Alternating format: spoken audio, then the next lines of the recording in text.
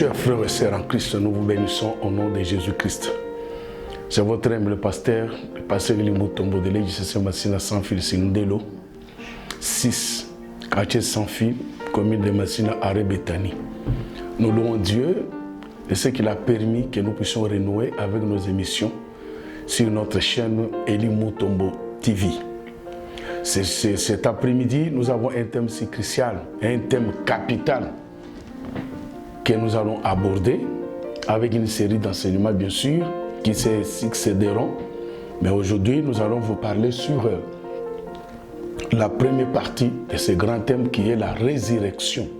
La résurrection. Pourquoi nous avons choisi ce thème? C'est parce que nous trouvons que le christianisme est basé, est construit plutôt sur la résurrection. Sans la résurrection, on ne parlerait même pas du christianisme. Si aujourd'hui nous parlons du christianisme, c'est parce qu'il y a eu résurrection. Déjà depuis très longtemps, Job avait abordé ce thème. Job avait abordé ce thème. Quand Job a beaucoup souffert, nous voyons Job dans les livres de Job, chapitre 14. Job nous dit quelque chose de très capital. 14, alors que Job était dans les fonds des gouffres noirs, dans l'abîme, je dirais même. Mais Job s'est demandé cette question. Si l'homme, une fois mort, pouvait revivre, j'aurais de l'espoir tout le temps de mes souffrances, jusqu'à ce que mon état vienne à changer. Ici, Job était perplexe. Job ne savait pas ce qui allait lui arriver. Bien sûr, ce corps peut être détruit. Est-ce qu'un jour, je pourrais être ressuscité? En fait, la résurrection en soi, c'est quoi? La résurrection dérive d'un verbe ressusciter. Ressusciter veut dire faire revivre, faire revivre. C'est-à-dire quelque chose qui était déjà mort, quelque chose qui était inerte, qui reprend vie et qui continue à vivre. C'est ça la résurrection. C'est ça la résurrection dont nous voulons vous parler, bien-aimés. Ici, Job, qui était dans la souffrance, il pense à cela. Il dit, si l'homme, une fois mort, pouvait revivre, tu meurs, mais tu te dis, oui, je meurs, mais est-ce que je pourrais encore revivre? Pour nous, les chrétiens, c'est pourquoi la Bible dit, vous ne mourrez pas, mais vous dormez. Parce que quelqu'un qui dort, bien-aimé, quelqu'un qui dort a l'espoir de se réveiller.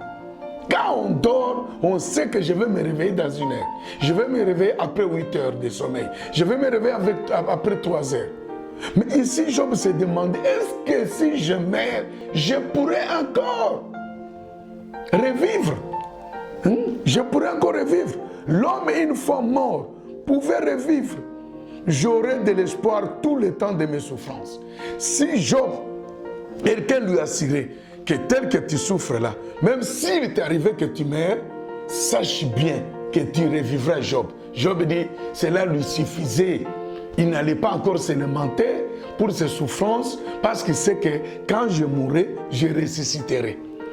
Ça, c'est très capital, bien-aimé. Donc, j'aurai de l'espoir tout le temps de mes souffrances. Alors, je souffre, oui, mais je sais que même si je meurs, je ressusciterai. Même si je meurs, je revivrai. Très capital. Jusqu'à ce que mon état vienne à changer. Donc Job prédisait déjà que même si je meurs en tant qu'infirme, je meurs en tant que borgne, je meurs en tant que ceci ou cela, ou en ayant un défaut corporel, quand je ressusciterai, je changerai. Je changerai. Mais écoute toujours le même Job. La Bible nous dit qu'il a eu une réponse avant qu'il ne meure. Et nous sommes toujours dans les livres de Job. Job 19, chapitre 19, 25 à 27. Nous lisons.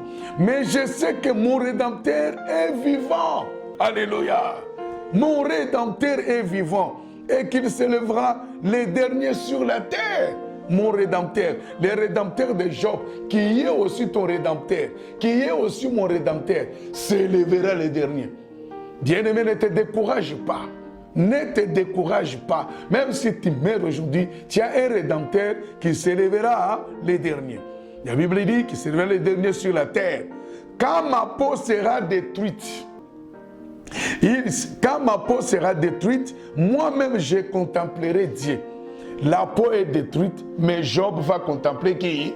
Dieu. Je le verrai et il me sera favorable. Mes yeux le verront et non ceux des nôtres. Pas les yeux de notre homme ou d'une autre personne, mais les yeux de Job verront les rédempteurs.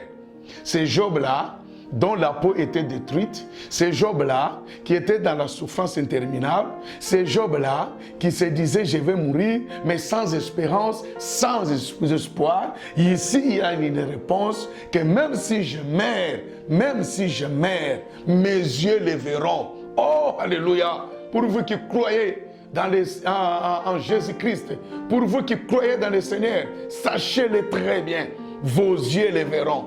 Vos yeux là les verront.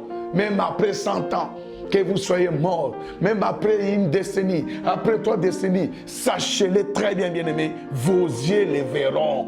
Vos yeux les verront. C'est ça la résurrection. Et la Bible ajoute en disant ceci: quand ma peau sera détruite, il se lèvera. Après que ma peau aura été détruite, moi-même je contemplerai Dieu. Là, la peau est détruite, le corps et tout ça, comme vous le dites, comme la parole est dite plutôt, que le corps, tu étais poussière, tu rentreras aux poussières. Mais dis-moi, mes yeux les verront. Je les verrai et il me sera favorable. Mes yeux les verront et non c'est des nôtres. Mon âme languit d'attente au-dedans de moi. Alléluia. Nous voyons qu'ici, Job lui-même s'est posé une question primordiale. Ah! Si peut-être je savais, puis peut-être il peut m'arriver que je meure et que je ressuscite, ça sera vraiment une très bonne chose pour moi. Mais heureusement pour Job, il a trouvé la solution. La parole de Dieu lui a dit, évidemment, ce que tu penses là, c'est ce qui t'arrivera. Tu mourras, mais tu vivras. Chrétiens, ayez cette espérance que même si vous mourrez aujourd'hui, vous ressusciterez un jour. Si aujourd'hui, le christianisme est tel qu'il est là, c'est parce que l'auteur du christianisme, celui qui a initié le christianisme, était mort et il est revenu à la vie. C'est ce qui a donné au christianisme la force d'une religion qui doit être au-dessous de toute religion. D'ailleurs, je dirais même, ce n'est pas une religion. Le christianisme, je dirais, c'est toute une vie. C'est toute une vie parce qu'il y a eu un mort qui est revenu à la vie. Il y a eu un mort qui est ressuscité. La doctrine de la résurrection. Bien-aimés, ici c'est dans l'Ancien Testament. L'Ancien Testament a parlé de la résurrection. L'Ancien Testament a parlé de la résurrection. Nous verrons un autre grand personnage. Ici, quand Christ est venu, il est revenu aussi sur ça. Dans Luc chapitre 20, 37, 38. C'est un enseignement, nous devons fouiller la Bible, bien-aimés. Lisez ensemble avec moi, ça vous sera d'une importance capitale. Nous sommes dans Luc chapitre 20, versets 37 à 38. La Bible dit ceci. Ça, ce sont les paroles de Christ lui-même. De ces paroles viennent d'une question qui lui avait été posée par les Sadducéens. Là, il faut bien noter, bien-aimés. Les Sadducéens, c'était un courant qui ne croyait pas à la résurrection des morts. Contrairement aux pharisiens.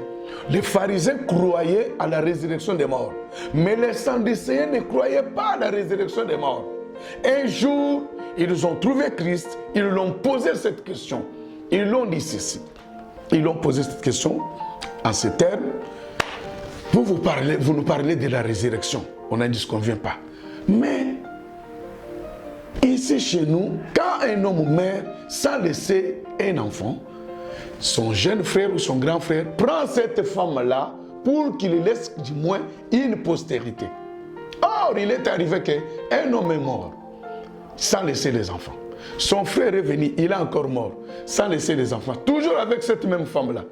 Il y a eu 7 fils d'une même famille, ressortissants d'une même famille, qui sont passés par cette femme sans trouver la progéniture ou la postérité. Maintenant, la résurrection. À qui reviendra cette femme? C'est là où Christ leur répond pour leur dire, vous êtes des insensés. Quand nous allons ressusciter, nous serons comme des anges. Or, les anges sont accessoires. Les anges n'ont pas de sexe, bien-aimé. Qui connaît le sexe d'un ange? Un ange n'a pas un sexe. Nous serons comme ça. Nous ne revivrons pas avec nos femmes que nous avons aujourd'hui dans le monde. Non.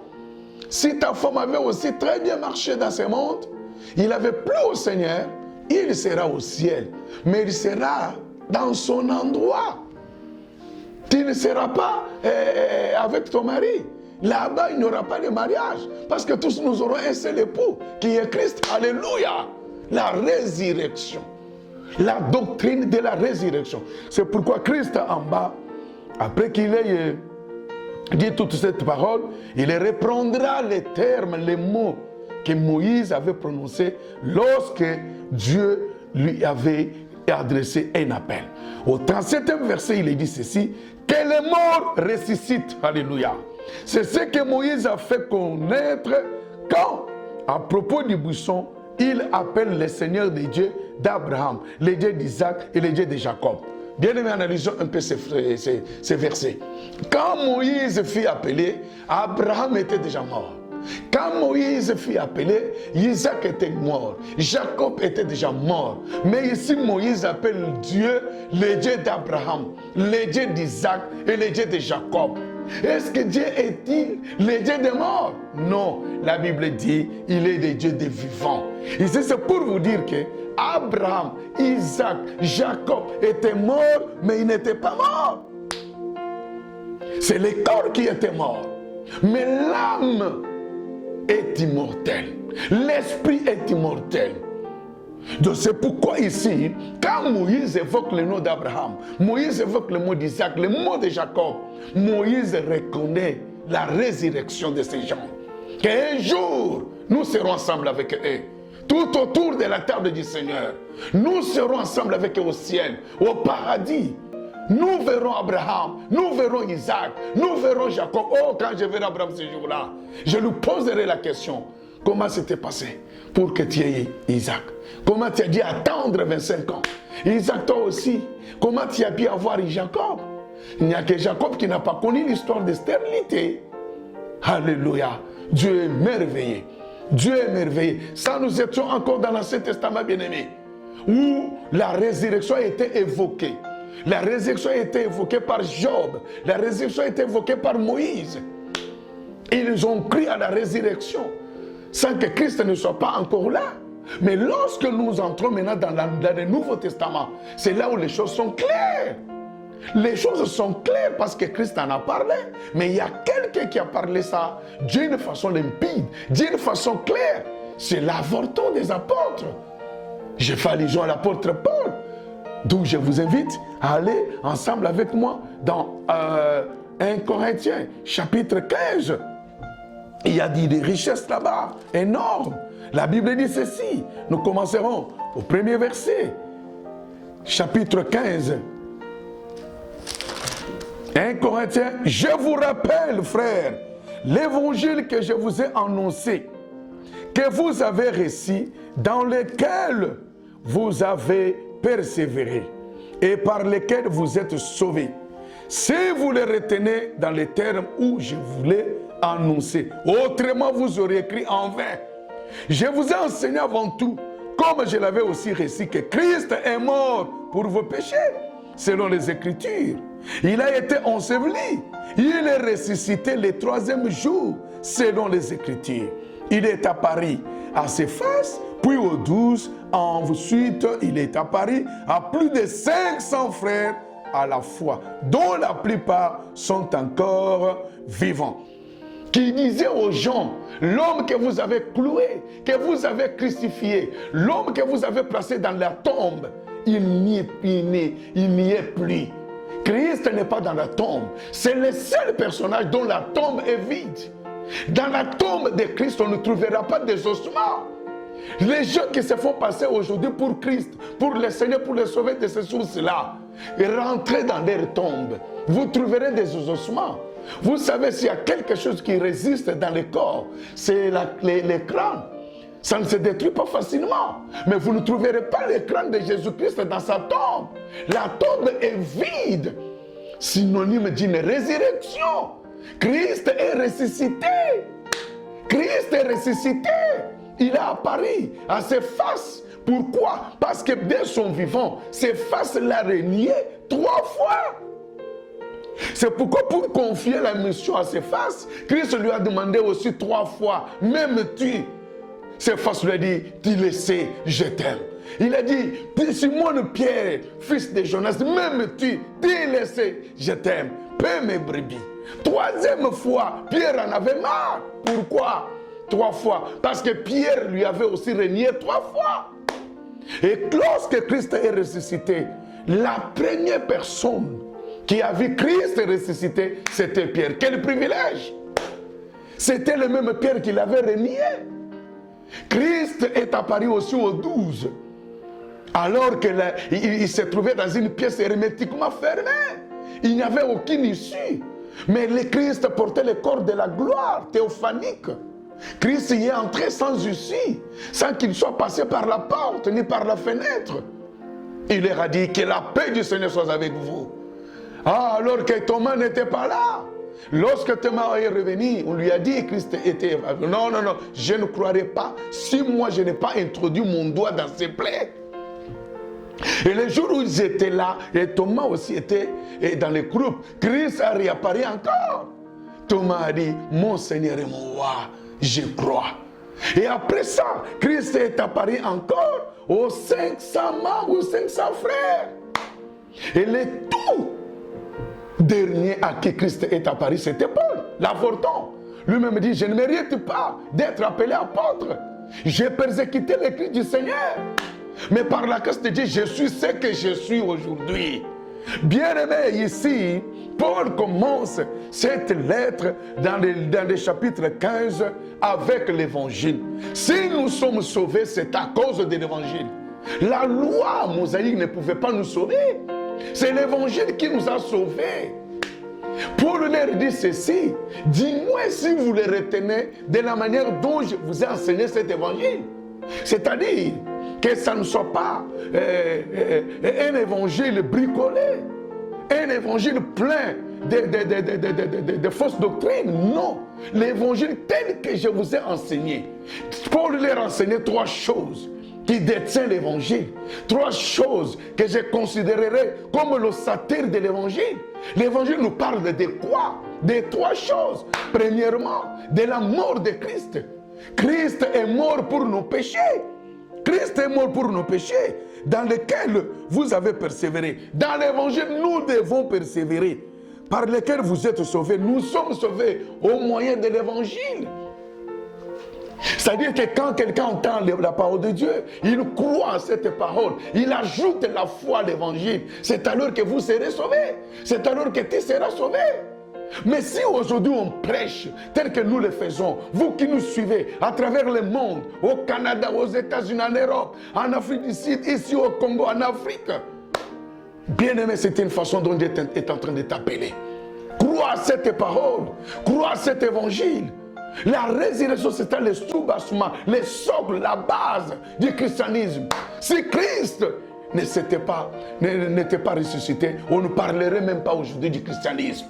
Voilà les 3 points. Les 3 points que l'évangile nous enseigne. La Bible dit, retenez dans les temps où je voulais annoncer autrement. Je vous ai enseigné avant tout, comme j'avais aussi reçu que Christ est mort pour nos péchés. Nous devons faire attention. Christ n'est pas seulement mort. Christ n'a pas connu un mort martyr. Christ a connu une mort expiatoire. L'homme qui n'était pas... qui n'avait pas de péché, mais il est mort comme un pécheur. Christ a été fait péché. Christ a été fait péché à cause de toi, à cause de moi. Bien-aimé, vous devez croire dans cet évangile, l'évangile de la résurrection. Premier point, Christ était mort pour les péchés. Christ est mort pour expier les péchés. Toi et moi, nous étions déjà condamnés. Toi et moi, nous n'avons pas les droits dans la cité de Jérusalem. Toi et moi, nous étions privés de ces droits-là. Mais lorsque Christ est venu, il a pris notre place d'un pécheur. Or, pécheurs que nous étions sanctionnés sous une sanction. Christ a accepté de comparaître à notre place. Christ a accepté d'écoper notre punition, notre sanction. Christ a pris notre place de péché. Et vous vous dites toujours que non, mon temps n'a pas encore sonné. Vous voudrez que votre temps sonne comment? Voilà la façon dont Dieu vous interpelle, bien-aimés. Convertissez-vous, répentez-vous, parce que Christ était mort à cause de vos péchés, à cause de mes péchés. Si le monde n'avait pas de péché, Christ ne serait pas venu. Christ ne serait pas venu. Christ n'était pas venu pour les justes. Alors faudra-t-il le souligner, les justes qu'il y en avait. S'il y a eu des justes peut-être par rapport à la loi. Mais généralement, est-ce qu'il y avait un juste? Et la Bible dit le deuxième point, il est mort pour les justes. Deuxième point, il a été enseveli. Ce qui signifie qu'il était réellement mort. Christ était réellement mort parce qu'il fut enseveli. Et faudra-t-il aussi souligner que pendant ce temps-là, les Juifs avaient leur coutume d'enterrer leurs morts. Vous vous souvenez que quand Lazare fut ressuscité, on lui avait bandé. Christ a dit aux gens, aux serviteurs, que déliez-les, laissez-les y aller. Christ aussi était bandé. C'est pourquoi quand les pierres sont venues et les femmes, ils ont trouvé qu'il y avait des linges, il y avait des bandes dans la tombe. Mais l'homme était sorti, l'homme était ressuscité. Et le troisième point qui est le nôtre, c'est la résurrection. La résurrection des morts. Ça, c'est un point capital. Si Christ n'était pas mort, il n'y aurait pas de christianisme. Si Christ était mort, mais sans ressusciter, on ne parlerait même pas de lui. On l'aurait déjà oublié. Et la Bible dit, ces trois points constituent l'ossature de l'évangile. Et la Bible ajoute en disant ceci, il est ressuscité le troisième jour, selon les Écritures. Il est apparu à ses faces, aux 12. Ensuite, il est apparu à 500 personnes. Car nous en avons déjà parlé. En quoi? Or, si l'on prêche que Christ est ressuscité des morts, pourquoi quelques-uns parmi vous dirent-ils qu'il n'y a point de résurrection des morts? S'il n'y a point de résurrection des morts, Christ non plus n'est pas ressuscité. Et si Christ n'est pas ressuscité, notre prédication est donc vaine. Et votre foi aussi est vaine. Ça, c'est très capital. Très capital. Aujourd'hui, vous parlez de votre foi. Vous parlez de votre foi aujourd'hui. Mais votre foi est foi, celle-ci seulement si vous croyez en cette doctrine de la résurrection. Il y a même aujourd'hui même des soi-disant pasteurs, des hommes de Dieu, des enfants de Dieu qui ne croient pas à la résurrection. Vous parlez toujours de la résurrection, est-ce que nous on va ressusciter? Le corps sera déjà décomposé, on va ressusciter avec quel corps? Vous aurez la réponse dans ces séries dans cette série plutôt d'enseignement. Mais ici la Bible dit, notre foi en nous chrétiens est fondée sur la résurrection. La foi est foi si nous croyons à la résurrection de Christ. Et si nous ne ressuscitons pas, c'est que Christ aussi n'est pas ressuscité. Et si Christ n'est pas ressuscité, c'est qu'il n'y a pas la foi chrétienne. Et s'il n'y a pas la foi chrétienne, le christianisme est nul. Mais gloire à Dieu, parce que nous croyons à la résurrection. Nous croyons en cette doctrine. Nous croyons à ce socle chrétien de christianisme qui est la résurrection des morts. C'est pourquoi Paul est allé trop loin pour dire les chrétiens ne meurent pas. Et nous continuons, bien aimés. La Bible nous dit ceci. Si Christ n'est pas ressuscité, notre prédication est donc vaine. Si Christ n'est pas ressuscité, même ce que je suis en train de faire là, c'est un travail bâclé, un travail nul qui ne rapportera rien, un travail infructueux, un travail qui n'aura pas de répercussions sur les âmes, sur les esprits des gens. Mais je prêche avec force parce que je crois, la tombe est vide. Et la tombe est vide. Mais même les tombes des gens qui sont morts dans le Seigneur, un jour resteront aussi vides. Parce que la trompette, dès qu'elle va sonner, les morts en Christ ressusciteront les premiers. Quel privilège, bien-aimé! Quel privilège! Chrétien, ne te plains pas. Même si la mort physique arrivait de t'attraper, tu meurs ou tu mourras avec un espoir. Qu'un jour, je ressusciterai. Je ressusciterai. Quel espoir! Quel espoir, bien-aimé! Il se trouve même que nous sommes de faux témoins. Si Christ, si on ne croit pas à la résurrection des morts, nous sommes de faux témoins. C'est-à-dire, tous ces missionnaires qui parcourent le monde pour annoncer l'évangile, ce sont des faux témoins. C'est-à-dire, tous les apôtres, les faux témoins. Même moi, Elie Mutombo, je suis un faux témoin. Même vous qui croyez en Christ, vous êtes des faux témoins. Mais si vous croyez à la résurrection des morts, à la résurrection de Jésus-Christ de Nazareth, vous êtes de véritables témoins. Gloire à Dieu. Il se trouve même que, oui, ça nous avons dit, Christ, tandis qu'il ne l'aurait pas ressuscité. Si les morts ne ressuscitent point, car si les morts ne ressuscitent point, Christ non plus n'est pas ressuscité. Christ conditionne sa résurrection à la résurrection des chrétiens. Ça, c'est très capital. Car si les morts ne ressuscitent point, Christ non plus n'est pas ressuscité. Et si Christ n'est pas ressuscité, votre foi est vaine. Vous êtes encore dans vos péchés. Donc si Christ n'est pas ressuscité, non seulement la foi est vaine, mais nos péchés ne sont pas pardonnés. Or, si un chrétien qui a des péchés non pardonnés, qui n'espère pas qu'il verra les siens, très capital bien-aimé, nous sommes dans la joie parce que nous nous disons, nous étions pécheurs et maintenant aujourd'hui, nos péchés sont pardonnés. Je ne chute pas parce que c'est une série qui va continuer, mais je mets une virgule en vous disant ceci. Les morts ne ressuscitent. Et Christ n'est pas ressuscité, votre foi est vaine, vous êtes dans vos péchés. Et par conséquent, aussi ceux qui sont morts en Christ sont perdus. Et ceux qui sont morts en Christ, nos bien-aimés qui nous ont précédés, dans la gloire. Oh, un pasteur a dit, qui ont été promis, qui ont reçu la promotion céleste. Et aussi sont perdus. Oh là là là là. Si c'est dans cette vie seulement que nous espérons en Christ, nous sommes les plus malheureux de tous les hommes. Nous sommes les plus malheureux, plus même que ceux qui sont dans les péchés, plus même que les païens, plus même que ceux-là qui n'ont pas encore cru dans le Seigneur. Nous sommes les plus malheureux si nous ne croyons pas à la résurrection de Christ. Oh bien-aimé, que le Seigneur vous bénisse. Je crois que c'est une série d'enseignements qui va continuer. Nous parlerons de la doctrine de la résurrection. Restez attachés, restez câblés, restez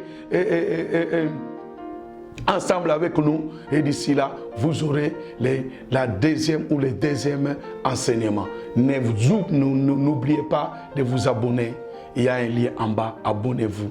Pourquoi ne pas liker? Que le Seigneur vous bénisse, que le Seigneur vous garde, que le Seigneur vous sanctifie encore davantage. Il est à la porte. Maranatha, il revient bientôt. Merci, que la paix du Seigneur soit avec vous. Au nom de Jésus-Christ. Amen.